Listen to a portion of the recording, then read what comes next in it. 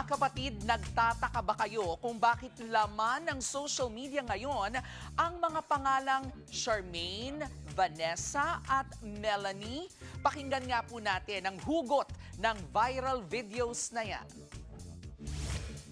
Ay, inis naman ako, te, kasi parang hindi naman ako pinag-isipan. Bakit naman? O, di ba, ikaw ang pangalan mo ay Mango. At tapos? O, Mango ka, di ba? Pero dilaw ka naman. Ay, oo. Di ba, parang obvious naman kasi sa akin, te, orange, wala na bang ibang pangalan? Nakakaloka naman. May point ka dyan. Dapat kasi, ginagawa nila ng paraan niya mga yan, hindi tamad naman kasi gumawa ng pangalan. O ano ba sana talaga ang gusto mong pangalan? Ay, ang gusto ko sana ng pangalan ay Charmaine. Ano ba problema mo? Ay, ayun na nga, pareho lang naman pala tayo ng problema. Ayoko ng ganitong pangalan, parang hindi pinag-isipan. Kung sakali, ano ba sana ang gusto mong pangalan? O, ang gusto ko sana talagang pangalan ay Melanie. Ang totoo kong pangalan ay Fly. Ay, oo Di ba, nga. napaka-obvious. May pakpak naman talaga ako. O, ano ba sana talaga ang gusto mong pangalan? Ang gusto ko sana talagang pangalan ay Vanessa. O ayan mga kapatid, gets nyo na ba? Pag-usapan nga po natin, bakit nga ba orange ang pangalan ng orange? Kung iisipin natin, may point naman si Charmaine, orange. Ang mansanas nga, apple. Ang saging, banana. Ang mangga, mango. Pero ang orange na nga ang kulay, orange pa ang pangalan. Pero eto po ang plot twist. Hindi talaga galing sa kulay ang pangalan ng prutas.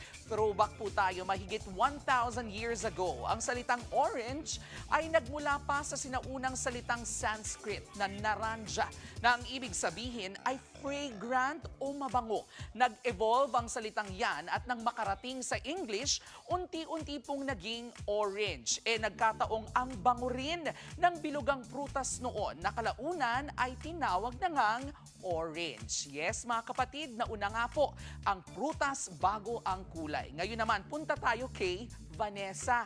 Alam mo bang may higit 120,000 na uri ng langaw sa buong mundo? At hindi lahat ng langaw ay peste. May mga langaw na tumutulong sa pollination ng mga halaman. At eto pa, ang ordinaryong housefly ay kayang makita ang galaw ng mas mabilis kaysa tao. Kaya kahit ilang beses mo pang palu-paluin ang tsinelas, abay nadedetect po nito ang next move mo. Kaya siguro gusto niyang maging si Vanessa. Mas sosyal nga namang pakinggan kaysa langaw. At si Melanie naman, well, hindi pa man napapalitan ang pangalan ng avocado. Ito pong trivia. Alam niyo po ba na ang avocado ay isang berry? Mga kapatid, wag po nating ismulin ang pangalan ng mga bagay-bagay.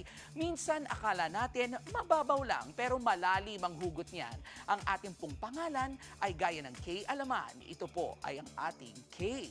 Yamanan. K. Okay.